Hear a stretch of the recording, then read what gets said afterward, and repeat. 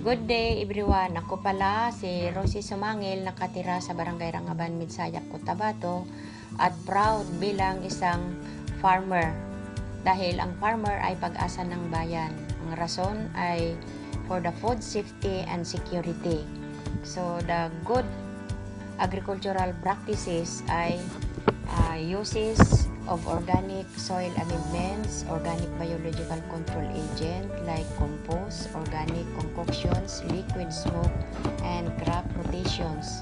So as a farmer, the significant contribution sa aming community is to conduct seminars sa mga interested women like food processing and value adding, at saka ito ay makapagtulong sa mga additional income ng mga kababaihan na handang tumulong na magkaroon ng income sa pamilya.